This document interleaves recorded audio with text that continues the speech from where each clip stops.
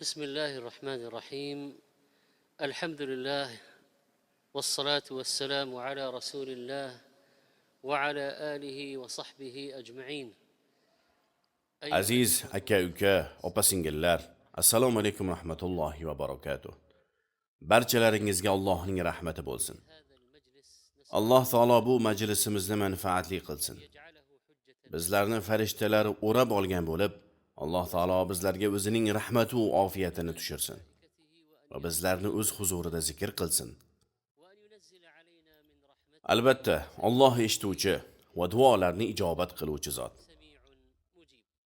Robbimiz azza va jalla bizlarni yaratdi va bizlarga ba'zi ishlarni farz qildi va ayrim ishlardan qaytardi. Va baxt saodatga qanday erishish mumkin? Baxt saodatga erishgan insonlarni qanday mukofotlar kutayotganini Alloh xabar berdi. Xuddi shuningdek, baxtsizlik nima ekani va uning oqibati qanday dahshatli yomon ekanini ham xabar berildi. Alloh taolo bizlarni o'zi nozil qilgan dinga amal qilishimizga, uning shariatini qoyim qilishimizga buyurdi. Alloh taolo Qur'onda shunday deydi: "Ey Davud, dar haqiqat biz seni yerda xalifa qildik. Seni odamlar orasida haq din bilan hukm qilgin va odamlarning nafs havosiga ergashib ketmagin. Nafs havoga ergashish seni Allohning yo'lidan adashtirur. Albatta Alloh yo'lidan adashgan kimsalar uchun qattiq azob bordir." Shunday ekan, Allohning shariatini qoyim qilish, islom diniga amal qilish bilan insoniyat dunyo va oxiratda omonlikda bo'ladilar. Demak, insonning asl maqsadi Allohning diniga amal qilish bo'lishi lozim. O'zida ham, oilasida ham, mahallada, ish o'rnida ham, hamma joyda islom diniga amal qilish musulmon kishining asosiy maqsadi bo'lishi kerak. Robbimiz Alloh taolo o'zining shariatiga amal qilgan insonlar uchun dunyo va oxiratda ko'p yaxshiliklar ato etadi. Osmondan barakot eshiklarini ochib qo'yadi. Allohning diniga amal qilmagan kimsalarni esa dunyo va oxiratda yomon oqibat kutadi. Alloh taolo aytadi: "Biz qachon biron shaharni halok qilishni iroda qilgan bo'lsak, uning badavlat zodagonlariga buyruq qilamiz." Ulamolar aytishgan, ya'ni biz ularni itoat qilishga buyuramiz. Ular itoatsizlarcha fisq fujur qilib, azob uqubatga loyiq bo'ladilar. Musulmon kishi Allohning shariatiga amal qilmog'i va islom dinini o'zi o'rganib va o'zgalarga o'rgatmog'i lozim. Odamlar Allohning diniga qanchalik mukammal amal qilsalar, Allohning ne'matlari ham shuncha ziyoda behisob bo'ladi. Agar dinga amal qilish nuqsonli bo'lsa, shunga yarasha ne'matlar kamayib, musibatlar ko'payadi. Ba'zilar aytgan, bir kishi Ali radhiyallohu anhu ga: "Nega Abu Bakr va Umarning xilofat davri yaxshi o'tgan edi? Ammo sening va sendan oldin Usmonning davrida ixtilof, fitnalar ko'paydi" deb aytadi. Shunda Ali radhiyallohu anhu: "Abu Bakr va Umarning yordamchilari Usmonga va menga o'xshash sahobalar edi. Ammo mening va Usmonning yordamchilari sen va senga o'xshash odamlar" deb javob beradilar. Kim Allohning kitobiga chaqirilgan vaqtda ijobat qilsa, Allohning amrini bajargan bo'ladi. Allohning shariatiga avvalambor har bir inson o'zi amal qilish kerak. So'ngra boshqalarni ham amal qilishlariga haris bo'lish kerak.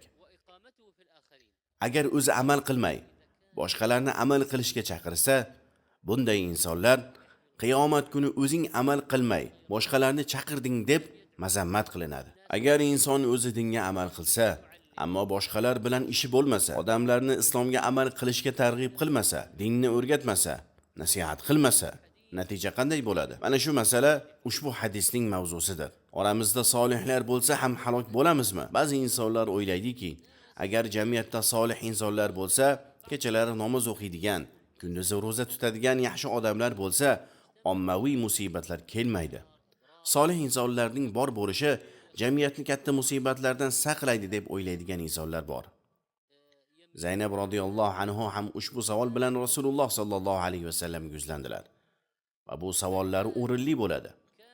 Bir kun payg'ambarimiz sallallohu alayhi vasallam Zaynab radhiyallohu anha huzurlariga xavotir bilan kirdilar va aytadilar: "La ilaha illalloh, Yaqinlashib qolgan katta yomonlikdan arablarning holiga voy bo'lsin. Bugun Yajuj va Majuj to'sig'idan mana shuncha ochildi deb Rasululloh sallallohu alayhi vasallam bosh barmoqlari bilan ko'rsatkich barmoqlarini halqa qilib ko'rsatdilar. Shunda Zaynab radhiyallohu anha: "Yo Rasululloh, bizning oramizda solih insonlar bor bo'lsa ham halok bo'lamizmi?" deb so'radilar. Rasululloh sallallohu alayhi vasallam: "Ha, agar yomonlik, nopoklik ko'paysa" deb javob beradilar. Bu hadisni Buxoriy va Muslim rivoyat qilgan. Bizning oramizda solihlar bor bo'lsa ham halok bo'lamizmi degan savolga Rasulullohning javoblari o'ta xavotirli bo'lgan. U zot ha deb javob berdilar. Lekin bu qachon bo'ladi? Agar xobas ko'paysa, ya'ni yomonlik, nopoklik ko'paysa dedilar. Bu hadisda al-xobas, ya'ni yomonlik, nopoklik ko'paysa deb aytildi. Demak, biz xobasning ma'nosi, ya'ni nopoklik, yomonlikdan nima maqsad qilinganini yaxshi tushunib olishimiz zarur. Arab tilida xobis deb pokiza, toyib narsaning muqobilida aytiladi. Ya'ni buzuq, yomon va nafratli narsalarga xobis deyiladi. Alloh taolo aytgan: "Alloh ular uchun pok, toyib narsalarni halol qiladi va nopok, xobis narsalarni harom qiladi." Xobis bu yaxshiliklardan xoli bo'lgan, botil narsalardir.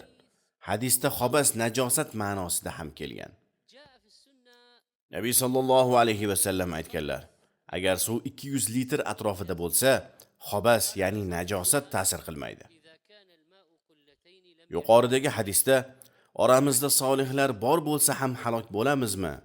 Ha, agar xobas, ya'ni yomonlik, nopoklik ko'paysa deb aytildi. Bu hadisda xobas, ya'ni yomonlik, nopoklikdan maqsad nima? Hadisni sharhida ulamolar bu yerda xobas, yomonlik, nopoklikdan maqsad fisq fujur deb aytishgan. Chunki bu yerda xobas solih insonlarning ziddida aytildi. Demak, solih inson bo'lishga zid bo'lgan har qanday fisq fujur xobas, ya'ni yomonlik, nopoklikdir. Ibn Hajar rahimahulloh mana shu ma'noni ma'qullaganlar. Navaviy rahimahulloh ham xobasning ma'nosi barcha gunoh ma'siyatlar deb aytganlar. Demak, xobasning ma'nosi gunoh ma'siyatlar, yomonliklar, fisq fujur, zino va dinimiz qaytargan barcha munkar ishlardir. Boshqa bir hadisda Rasululloh sallallohu alayhi vasallam aytganlar: qay bir millatda ribo va zino oshkor bo'lsa, ular o'zlari uchun Allohning azobini keltiradilar. Bu hadis yuqoridagi hadisni izohlaydi. Bizning oramizda solihlar bo'lsa ham halok bo'lamizmi? Ha, agar yomonlik ko'paysa. Gunoh ma'siyatlar, fisq fujurni oshkor bo'lib ko'payishi, ya'ni ochiq oydin qilinishi, gunohlar keng tarqalishi, har joyda unga targ'ib qilinishi mana shu eng katta musibat.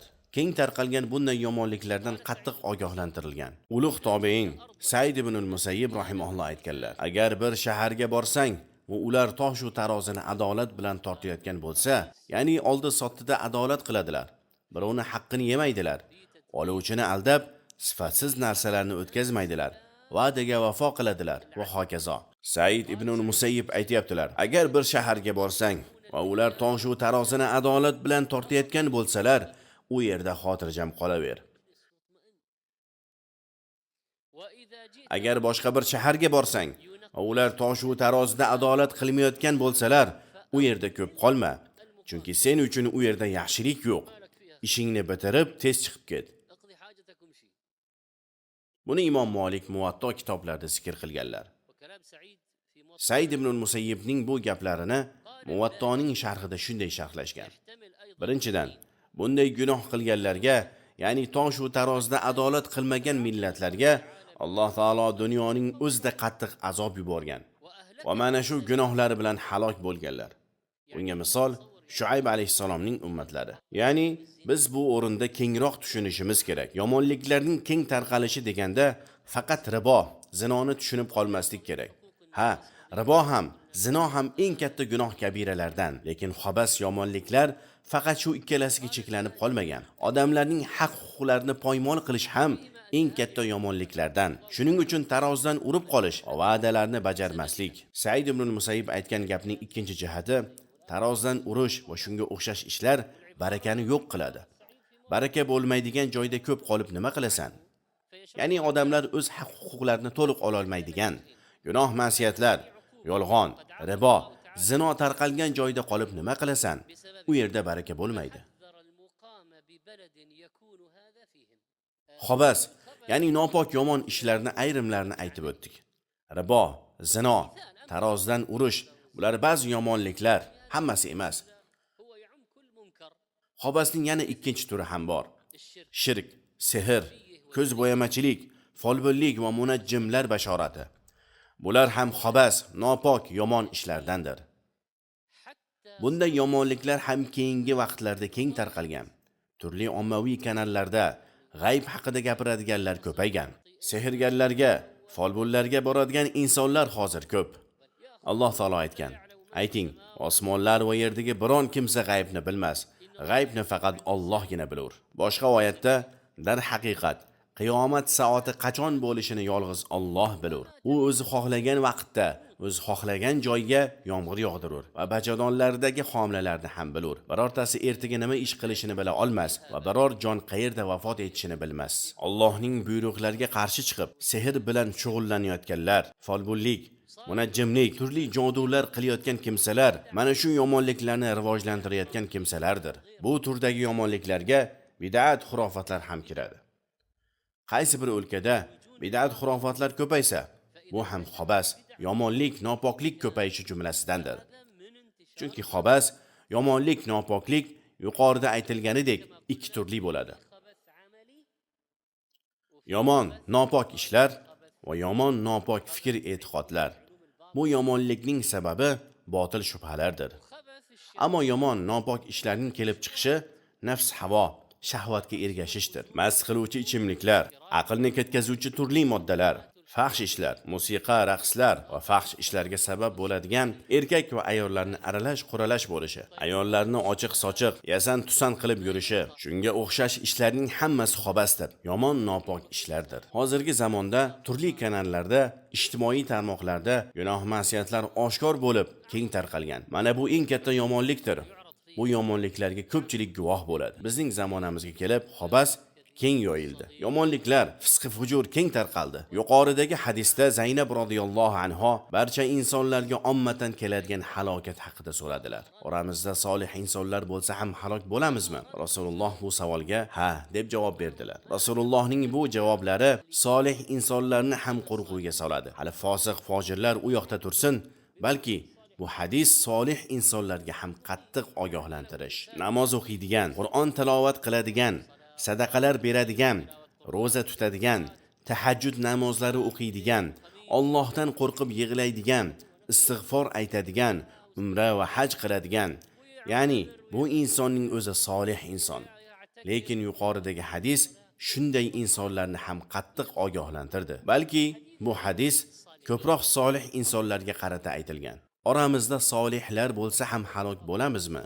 Halokat qachon bo'ladi? Hadisda mujarrad gunoh ma'siyatlar bor bo'lsa halokat bo'ladi deyilmadi. Balki gunoh ma'siyatlar, fisq fujur ko'paysa va jamiyatda oshkor bo'lib ketsa, ana shunda ommatan halokat, dunyodagi uqubat keladi. Ommatan halokat kelishining ikki sababi bor. Birinchisi, fisq fujur, gunoh ma'siyatlar ko'payishi. Ikkinchisi, gunoh ma'siyatlar jamiyatda ochiqchasiga sodir bo'lishi. Gunoh ma'siyatlarni ochiqchasiga qilinishi. Misol uchun, jamiyatdagi ayollarning asosiy qatlami hijob o'ramaydi. Ochiq-sochiq, yasan-tusan qilib yuradi. Hijobli, solih ayollar esa hijobsizlarga nisbatan oz. Yoki odamlarning asosiy muomalasi riboga asoslangan. Riboga aralashmaganlar kamayib ketgan. Gunoh ma'siyatlarning ko'payishi jamiyat uchun ana shunday o'ta xatarli. Bu ommaviy musibatlar kelishining birinchi sababi. Ikkinchi sababi esa gunohlar ochiqchasiga qilinishi. Rasululloh sallallohu alayhi va sallam gunohlarni oshkor qiluvchilar haqida shunday deganlar: ummatimning hammasi ofiyat, xotirjamlikda bo'ladi. Faqat gunoh ma'siyatlarni oshkora qiluvchilarga ofiyat, xotirjamlik bo'lmaydi. Ya'ni gunohlarni oshkor qiluvchilar o'zlari ham ofiyatda bo'lmaydilar va boshqalardan ham ofiyatni ketkazadilar. Ular gunoh ma'siyatlarni ochiqchasiga qilib, o'zlariga ham o'zgalarga ham halokat olib keladilar. Chunki fosiq, fojirlar gunoh ma'siyatlarni oshkor qilsalar va odamlar ularni qaytarmasa, hech kim nahiy munkar qilmasa, ular qilgan yomonliklarning kasofati hammaga uradi. Tobeinlardan Bilol ibn Sa'd rahimahulloh aytganlar: odamlar gunoh ma'siyatlarni yashirincha qilayotgan bo'lsa, uning zarari faqat gunoh qiluvchi kimsaning o'ziga bo'ladi. Agar gunohlar oshkor qilinsa va undan hech kim qaytarmasa, buning zarari butun jamiyatga bo'ladi. Ya'ni ommaviy balo ofatlar keladi. Ibn Battol Sahihul Buxoriy sharhida aytganlar: munkar ishlar zohir bo'lsa, gunoh ma'siyatlar oshkor qilinsa, ommatan halokat keladi. Yuqoridagi dalillarni tushungan bo'lsak, ya'ni gunoh ma'siyatlar keng tarqalib, oshkor bo'lsa va nahiy munkar qiluvchilar bo'lmasa, hech kim fosiq fojirlarni qilayotgan gunohlardan qaytarmasa, bunday holatda ommaviy musibatlar keladi. Mana shuni tushungan bo'lsak, bu mavzu o'z-o'zidan bizlarni amri ma'ruf va nahiy munkar haqida o'ylashga majbur qiladi. Umar ibn Abdulaziz rahimahulloh aytganlar: sahobalar davrida aytishar edi: Alloh taolo muayyan shaxslarning gunohi bilan omma odamlarni jazolamaydi. Ya'ni Alloh taolo birortasiga zulm qilmaydi. Alloh adolat bilan hukm qiluvchi zot. Umar ibn Abdulaziz aytayaptilar: Alloh taolo muayyan shaxslarning gunohi bilan omma odamlarni jazolamaydi. Ammo gunohlar oshkor qilinsa, uqubatga hamma loyiq bo'ladi. Imom Malik Muvattoda rivoyat qilganlar. Ya'ni munkar ishlar oshkor qilinib, hech kim qaytarmasa, dunyodagi uqubat hammaga bir xil bo'ladi. Gunohlarning kasofatidan keladigan balo ofatlar ommatan bo'ladi, ammo oxiratdagi jazo, oxiratdagi azob uqubat har kimning amaliga yarasha bo'ladi. Qurtubiy rahimahulloh Muvattoni sharhida aytganlar: gunoh ma'siyatlar oshkor sodir bo'lishi bilan maxfiy qilinishini farqi bor. Gunohlarga ochiqchasiga qilinsa, bunga qattiqroq, og'irroq azob uqubat keladi. Chunki gunoh ma'siyatlar oshkora qilinsa, hamma gunohkor bo'ladi. Ma'siyat qilayotganlar qilgan ma'siyati uchun gunohkor bo'ladi. Gunoh ma'siyatlarni ko'rib, undan qaytarmagan insonlar nahiy munkar qilmaganlari uchun gunohkor bo'ladilar. Ya'ni gunoh ma'siyatlar, fisq-i fujur jamiyatda oshkor bo'lib, hech kim undan qaytarmasa, jamiyatning hammasi gunohkor bo'ladi va dunyodagi uqubatga hamma loyiq bo'ladi. Mana shu masalani yaxshi tushunib olishimiz juda muhim. Shunda yuqoridagi hadisni to'g'ri tushunamiz.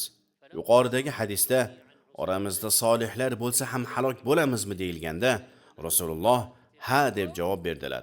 Solihlarning aybi nima? Nima uchun ular ham halokatga uchraydi? Chunki ular munkar ishlarga sukut qilganlar. Hech bo'lmaganda imkoniyatlariga qarab jamiyatda bo'layotgan munkarlarni qaytarishlari kerak edi. Shu o'rinda ulamolar juda bir muhim gapni aytishgan. Agar inson ojiz bo'lsa, nahiy munkar qilishga qodir bo'lmasa, bunday holatda u qalbi bilan munkar ishlarni yomon ko'rib, ularga hech bir narsada sherik bo'lmaydi. Lekin mana shu ishi bilan dunyoda najot topuvchilardan bo'ladi deb aytishmagan. Chunki najot topuvchilar nahiy munkar qiluvchi insonlardir. Alloh taolo aytganidek, gunoh ishdan qaytargan zotlarga najot berdik va zolim kimsalarni qattiq azob bilan ushladik. Qurtubiy aytganlar: agar inson zaif bo'lsa, biror ish qilishga qodir bo'lmasa, nahiy munkar qilishdan ojiz bo'lsa, bunday holatda u qalbi bilan munkar ishlarni yomon ko'radi. Agar ommatan halokat kelib, bu insonga ham yetsa, bu musibat uning gunohlariga kafforat bo'ladi. Ya'ni bu inson ojiz, zaif, gunohlardan qaytarishga qodir emas. Gunoh ma'siyatlarni qalbida yomon ko'radi, bo'layotgan yomonliklardan nafratlanadi va istig'for aytib bir chekkada yuradi. Shunday bo'lsa ham, dunyoda zolimlarga keladigan uqubat bunday insonni ham chetlab o'tmaydi.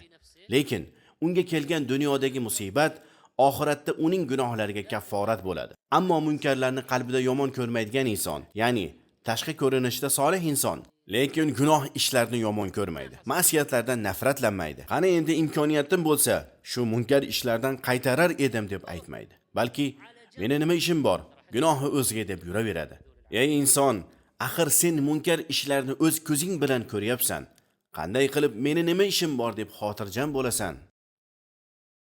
Qurtubiy aytayaptilar: agar inson zaif bo'lsa, nahiy munkar qilishdan ojiz bo'lsa, bunday holatda u qalbi bilan munkar ishlarni yomon ko'radi.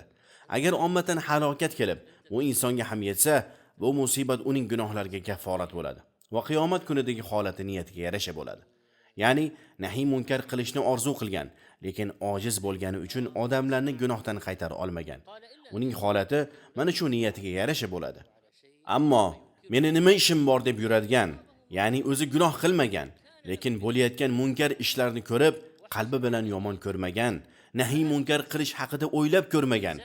Bunday insonlarning oxiratdagi holati oldingilarning holati kabi bo'lmaydi. Bu o'rindagi farq ojiz, zaif bo'lgani sabab sukut qilgan, lekin qalbi bilan yomon ko'rgan. Nahiy munkar qila olmaganiga afsus qilib yashagan. Bunday insonlarga ham ommatan kelgan halokat yetadi. Lekin bu halokat ular uchun kafforat bo'ladi va oxiratdagi holatlari niyatlariga yarasha bo'ladi. Mana shu mavzuga taalluqli yana bir holat bor. Munkarga iqror bo'lish. Inson o'zi munkar ishni qilmaydi, lekin munkar ishga iqror bo'lib yuraveradi. Boshqalarni munkar ish qilishga muvofiq bo'ladi. Agar o'sha munkar ishlar ovozga qo'yilsa, go'yo qarshilik bildirmaydi. Bu juda xatarli holat. Bu ham azob kelishiga eng katta sabab. Munkarga iqror bo'lish bu qalb amali. Shuning uchun bu holat o'ta xatarli. Alloh taolo aytadi: "Sizlardan faqat zolim kimsalarning o'zigagina yetmay, balki barchaga yetadigan balodan qo'rqingiz." Bu oyatning tafsirida Abdulloh ibn Abbos radhiyallohu anhu shunday deganlar: Alloh taolo mu'minlarga amr qilib, jamiyatda munkar ishlarga iqror bo'lmasliklariga buyurdi. Aks holda Alloh taolo barcha insonlarga azob yuboradi. Tabaroniy rivoyat qilganlar. Hozirgi zamonda ko'p musulmon jamiyatlarda ham shaxsiy erkinlik haqida gapiradigan, har bir inson ozod, hur xohlaganini qilishga haqqi bor deb aytadigan kimsalar bor. Ey musulmon farzandi, sen qanday qilib atrofda bo'layotgan munkarlarga go'yoki rozi bo'lasan? Axir jamiyatda munkarlar ko'paysa va hech kim inkor qilmasa, butun jamiyat halokatga yuz tutadi-ku. Ommaviy azob kelishidan hech kim salomat qolmaydi. Bularga o'xshash toifalar ko'p. Ba'zilari Alloh harom qilgan narsalarni boshqa nomlar bilan nomlashga intiladi. Riboni foiz deyishadi. Zinoni sevgi, muhabbat deb aytishadi. Bunga hech ham yo'l qo'yish kerak emas. Alloh harom qilgan narsalarni o'z nomini aytib, harom ekanini bayon qilish lozim. Chunki harom narsalarning nomi o'zgarsa, harom ekanini aytmasa, harom narsalarni keng tarqalishiga olib boradi. Kelajak avlod o'sha narsalarni harom ekanini bilmaydi. Yuqoridagi hadisda oramizda solih insonlar bo'lsa ham halokat keladimi? Ha, agar yomonlik, munkar ishlar ko'paysa. Bu hadisda munkar ishlarni qalbida inkor qilib, lekin zohirida inkor qila olmagan insonlar haqida aytilgan. Ammo munkarga, gunoh ma'siyatlarga iqror bo'lish, unga muxolif bo'lmaslik, bu juda yomon, o'ta xatarli holat. Agar gunoh ma'siyatlarga iqror bo'lib, oxiri haromni halol deb aytishga borgan bo'lsa, ya'ni Alloh taolo ochiq-oydin harom qilgan narsalarni halol deb bilsa, bu katta kufr. Chunki ular Allohga qarshi borgan kimsalardir. Alloh bir narsani harom deb aytgan bo'lsa, u kimsa harom emas, halol deb aytayapti. Bu Allohning hukmiga ochiq qarshi chiqishdir. Bir muhim masala bor. Bu masala munkarni inkor qilishga qodir bo'la turib inkor qilmaslik bilan inkor qilishga qodir bo'lmagani uchun inkor qila olmaslik, buni farqini bilish kerak. Payg'ambarimiz sollallohu alayhi va sallam Imom Ahmad rivoyat qilgan hadisda aytganlar. Bu hadisni Ibn Hajar hasan deganlar. Bu hadisning ma'nosi juda buyuk va bugungi mavzuni tushunishda o'ta muhim. Payg'ambarimiz aytibdilar: Alloh taolo muayyan shaxslarning gunohi bilan omma xalqni jazolamaydi. Faqat odamlar jamiyatda sodir bo'layotgan munkar ishlarni ochiq ko'rsalar va uni inkor qilishga qodir bo'lib inkor qilmasalar, munkarni ko'rib, uni inkor qilishga qodir bo'la turib inkor qilmasalar, agar mana shu holatga tushib qolsalar, Alloh taolo barchani, gunoh qilgan muayyan shaxslarni ham, omma xalqni ham azoblaydi. Demak, ommaviy uqubatlar, balo ofatlar qachon keladi? Ko'p zilzila bo'lishi, turli vabo kasalliklar tarqalishi, suv toshqinlari, qurg'oqchilik, zolimlarni xalqlar ustidan hukmron bo'lib qolishi, shularga o'xshash ommaviy musibatlar, balo ofatlar qachon keladi? Bunga Rasululloh javob berib aytibdilar: Odamlar jamiyatda sodir bo'layotgan munkar ishlarni ochiq ko'rsalar, uni inkor qilishga qodir bo'la turib inkor qilmasalar, Alloh taolo barchani azoblaydi.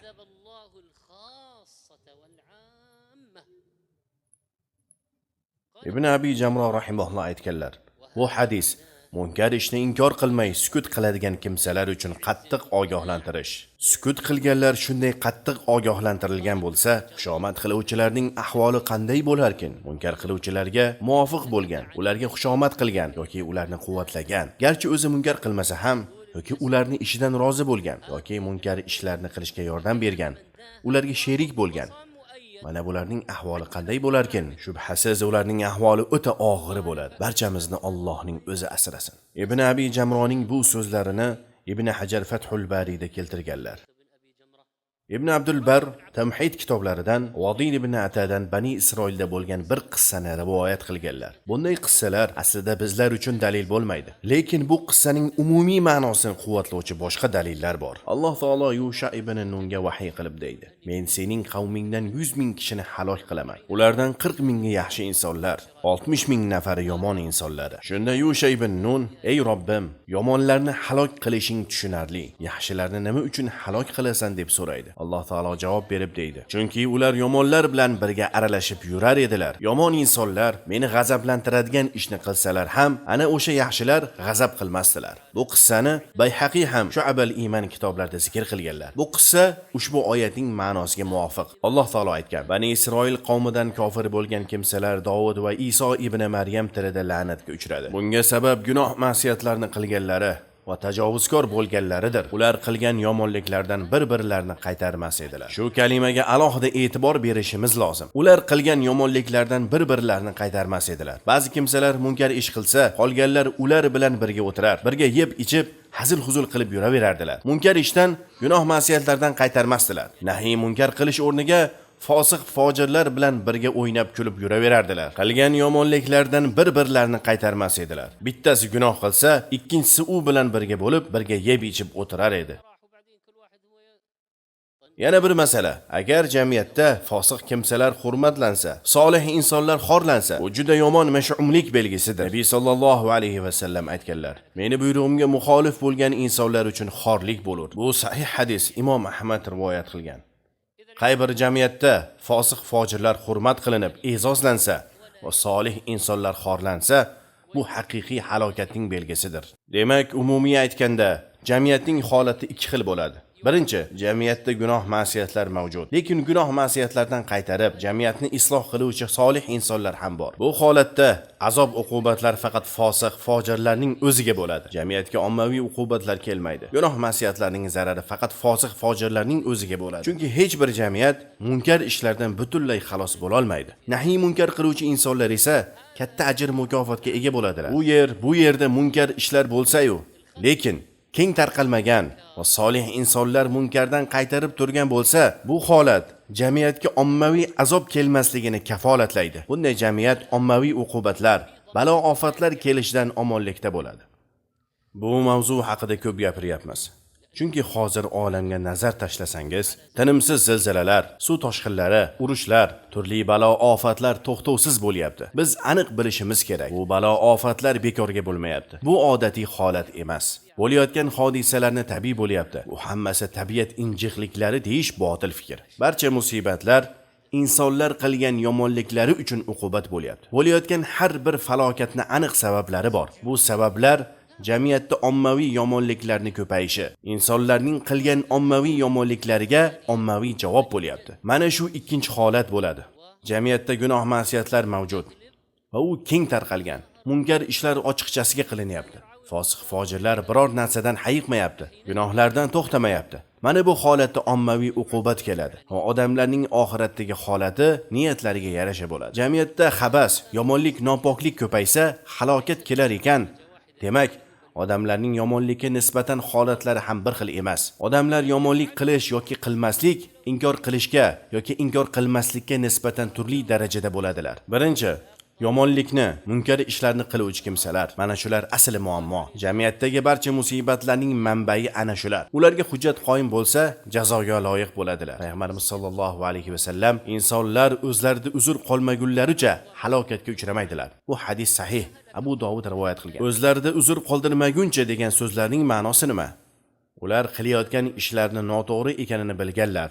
Ularga hujjat qoyim bo'lgan. Abdulloh ibn Mas'ud radhiyallohu anhu Rasulullohning yuqoridagi so'zlarini aytib ushbu oyatni o'qiganlar. Bizning azob uqubatimiz kelganda ularning biror da'volari bo'lmaydi. Faqat biz zulm qiluvchilardan bo'ldik deb aytadilar.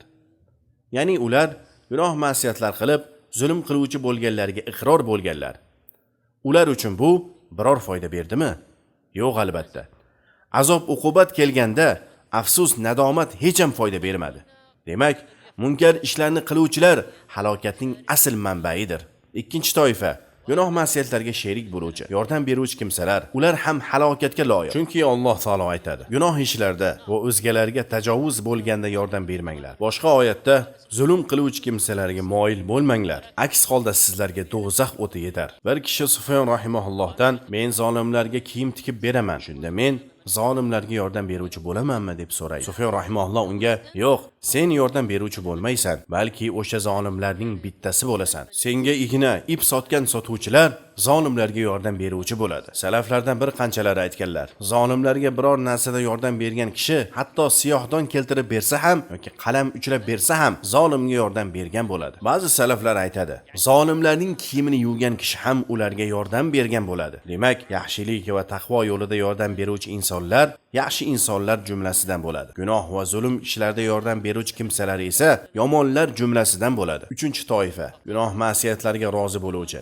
Ular o'zlari gunoh qilmaydi, gunoh ishlarda yordam bermaydi, lekin munkar ishlarga rozi. Bu toifa jazoga loyiqmi?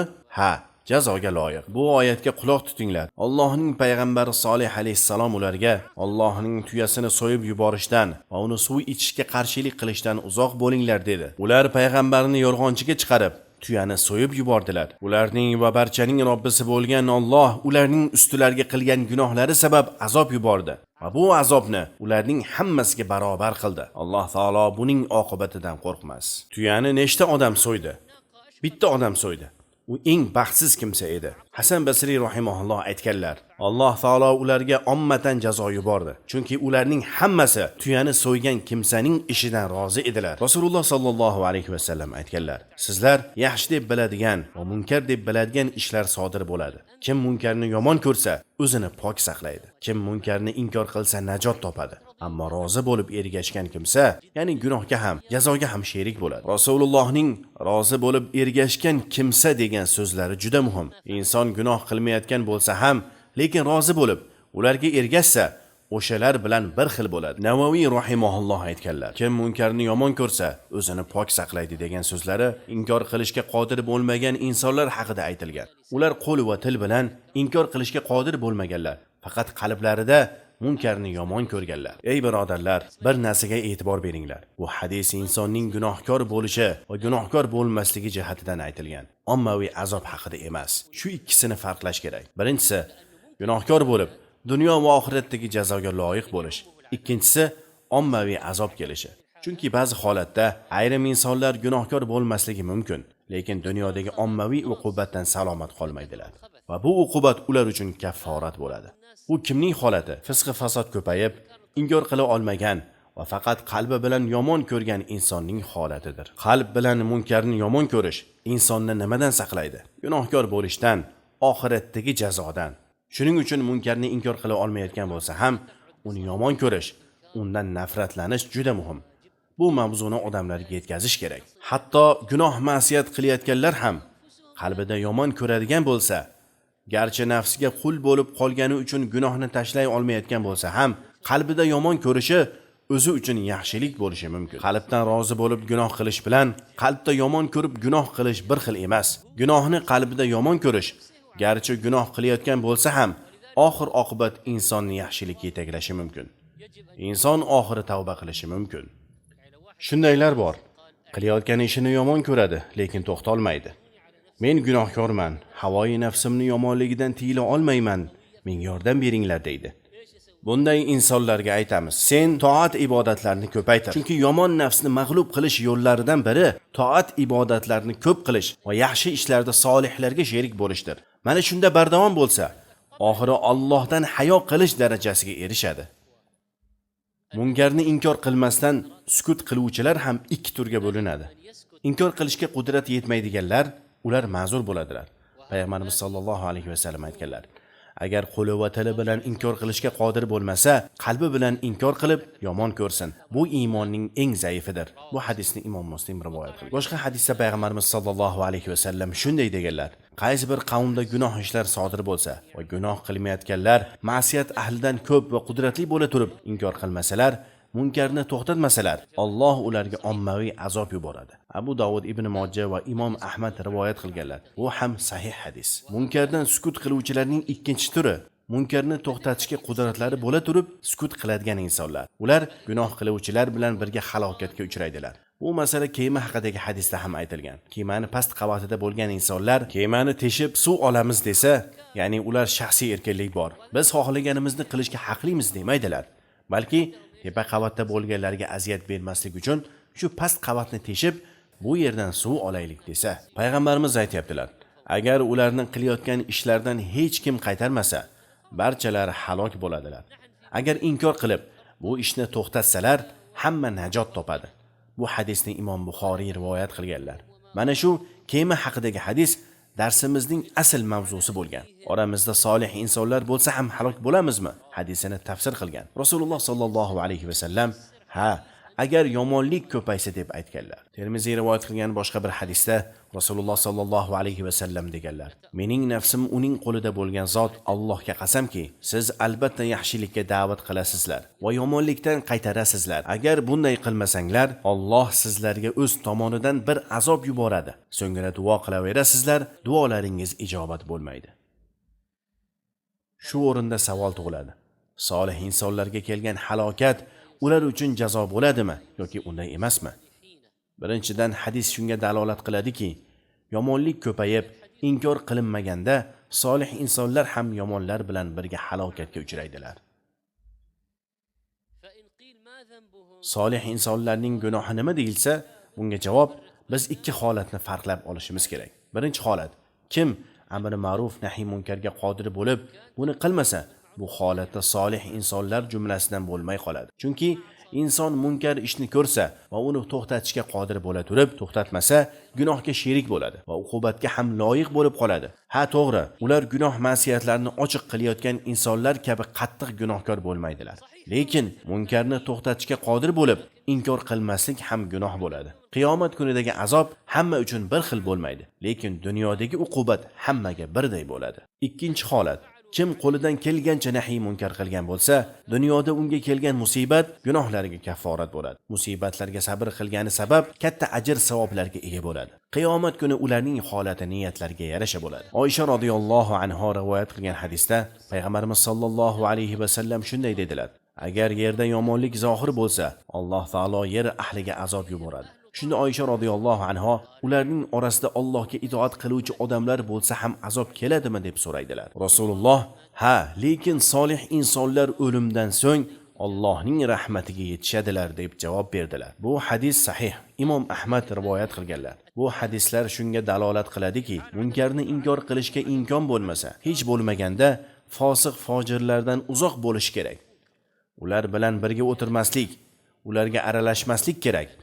Agar ulardan uzoqlashmasa, go'yoki ularning munkar ishlarga iqror bo'lib qoladi. Ular bilan birga bo'lib inkor qilmagan bo'ladi. Yana bir mavzu, halokatning, azob uqubatlarning turlari qanday? Zilzila bo'lishi. Alloh taolo shunday degan: sizlar osmondagi zotdan xotirjam bo'lasizlarmi? Yer qimirlab, Alloh sizlarni yerga yuttirib yuborishdan qo'rqmaysizlarmi? Umar radhiyallohu anhu ning xalifalik davrida Madinada zilzila bo'ladi. Shunda Umar radhiyallohu anhu xalqqa murojaat qilib shunday deydilar: ey odamlar, shunchalik tez o'zgaryapsizlarmi? Agar yana bir bor zilzila bo'lsa, men sizlar bilan birga qolmayman. Sizlar bilan birga bo'lmayman. Ha, Umar radhiyallohu anhu bu gapni va'z nasihat uchun aytganlar. Uqubat halokatning turlaridan yer yuzida ham, dengizlarda ham yomonlik, musibatlar ko'payishi, iqlim o'zgarishi, havoning yomonlashishi, turli kasalliklar, saraton, epidemiyalarning ko'payishi. Alloh taolo Qur'onda marhamat qilgan. Odamlarning qilgan qilmishlari sabab quruqlikda ham, dengizda ham buzilishlar, turli balo ofatlar ko'paydi. Hozirgi zamonda tabiatni buzilishi, havo yomonlashishi, kasalliklarning ko'payishi, zilzila, qurg'oqchilik, ular hammasi hech bir sababsiz bo'lyaptimi? Odamlar Allohning buyruqlarini bajarib, solih inson bo'lib yashayaptilarmi? Yo'q, unday emas. Uqubat turlaridan yana biri fitna, ixtiroflar ko'payishi, dushmanlarni, zolimlarni xalqlar ustiga hukmron bo'lib olishi. Alloh taolo aytadi: ayting, Alloh sizlarga ustingizdan yo oyoqlaringiz ostidan azob yuborishga yoki sizlarni guruh qilib jang va jadallarda ayrimlaringizga boshqalaringizning zararini tottirib qo'yishga qodir bo'lgan zotdir. Bugungi mavzuga xulosa qiladigan bo'lsak, hozirgi holat mana shunday og'ir. Bu holatda endi nima qilish kerak? Avvalambor Allohga chinakam chinakam qaytish kerak. Allohning dinini ta'lim olib, yaxshilik, ma'ruf ishlarni va yomonlik, munkar ishlarni bilish kerak. So'ngra odamlarga ham buni yetkazish kerak. Allohning yo'liga da'vat qilish, Allohning dinini xolis yetkazish kerak. O'zimiz najot topishimiz uchun ham qo'ldan kelguncha isloh qilishimiz kerak. Alloh taolo Qur'oni Karimda aytadi: Robbingiz biror qishloq shahar aholisiga zulm qilib, ularni halok qilmas, agar ularning aholisi isloh qiluvchi bo'lsalar. Alloh bu oyatda nima dedi? Aholisi solih insonlar bo'lsa dedimi? Yo'q, isloh qiluvchi deb aytdi. Ya'ni ular solih insonlar. Shu bilan birga boshqalarni ham da'vat qilib, solih inson bo'lishga undaydilar va fisq fasodni yo'qotib, jamiyatni isloh qiladilar. Shuning uchun albatta isloh qiluvchilar bo'lish kerak. So'ngra Allohga ko'p istig'for aytib, tavba qilish kerak. Oyatda aytilganidek, ular istig'for aytuvchi bo'lsalar, Alloh ularni azoblamaydi. Ko'p istig'for aytish ham bu dunyoda omonlikda yashashga sabab. Alloh taolo barchalarimizni o'zining dinida mustahkam qilsin. O'zining shariatiga amal qilib va payg'ambarimiz Muhammad sallallohu alayhi va sallamning sunnatlariga muvofiq yashashni Alloh nasib qilsin. Allohim barchalarimizni mag'firat qilgin. Holatimizni isloh qilgin. va bizlarni hidoyat qilgin. Dunyo va oxiratimizda ofiyat bergin. Bizlarni va ota-onalarimizni va barcha mu'min musulmonlarni mag'firat et. Payg'ambarimiz Muhammad sallallohu alayhi va sallamga va u kishining ahli oilalariga va sahobalarga Allohning salovati, salomi bo'lsin.